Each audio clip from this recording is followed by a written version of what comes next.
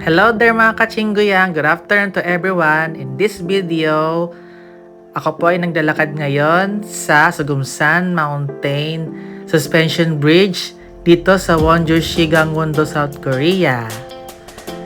Ngayon po ay naglalakad po ako sa mga commercial buildings. Yan, sa nakikita nyo. Maraming mga tindahan dito at maraming mga tao, mga turista.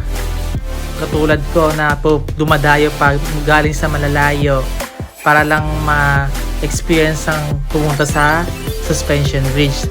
Sa ngayon, ang mga tao ay nagpapunta dun sa kabilang entrance. At nakikita nyo yung iba ay kumakain sa mga turo-turo sa mga restaurant dyan na nasa gilid ng sidewalk. Ngayon po papunta na po ako sa bridge. Punta sa entrance. Siya nga pala, ang Sugumsan Mountain Suspension Bridge ay dyan yung shooting location ng ilan sa Korean drama.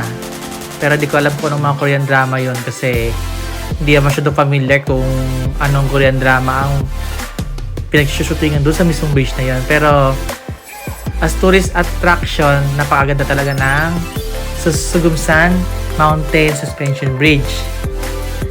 Sa ngayon ay naglalakad ako. Siyempre ako lang mag-isa dahil wala naman akong kasama. Pero okay lang kasi kahit pa paano gaman ko naman yung pagpapamamasyal ko. Dahil nagagamit ko naman ng Kakao Map at Kakao Map, Kakao Bus at Kakao Metro. Gamit ko yan sa tuwing ako'y nagka-travel tuwing weekend. Yan. At dahil weekend ngayon, yan ang ginagawa ko, namamasyal ako. So mahaba ang oras ng biyahe ko mula pa dito sa Hwasong hanggang sa Sadang. Then nag-transfer pa ako ng papuntang express bus terminal para lang mapuntahan ng Wonju. Kasi malayo ang distansya. So ayan. History ng Sugumsan Mountain Suspension Bridge is wala pa ako masyadong idea kung paano ginawa ang Sugumsan Mountain Suspension Bridge.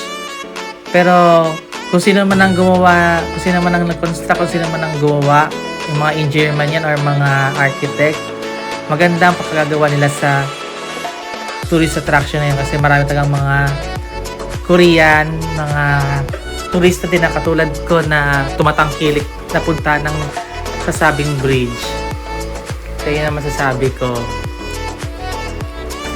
Ngayon po medyo mahaba-habang nilalakad ko papunta doon sa mismong bridge. Kaya atin ang libutin ang bridge na ito papunta doon sa mismong entrance.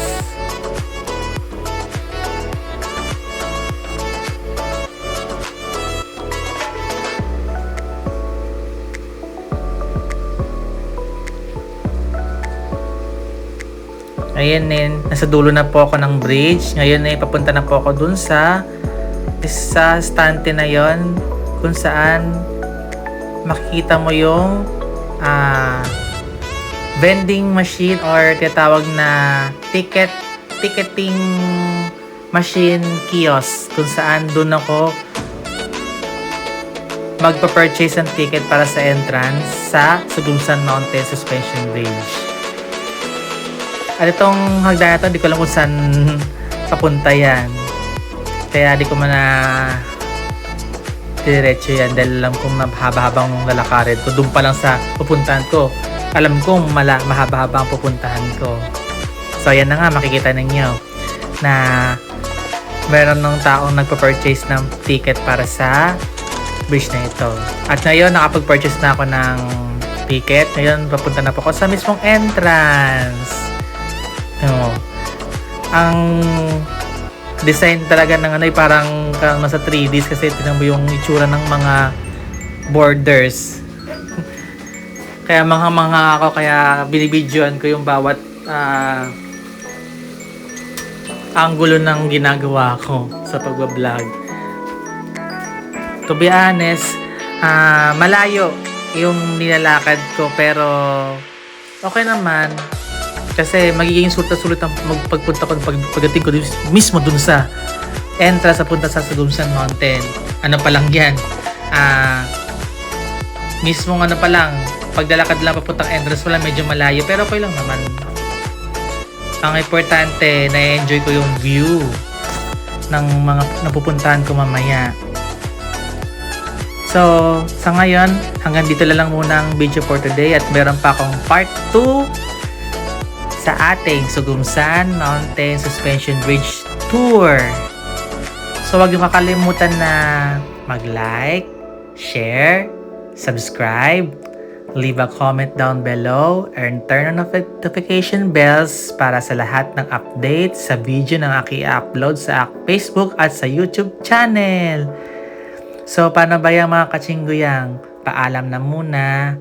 At until next video, at waiting niyo po yung part 2. So, bye-bye na mga katsinggoyang.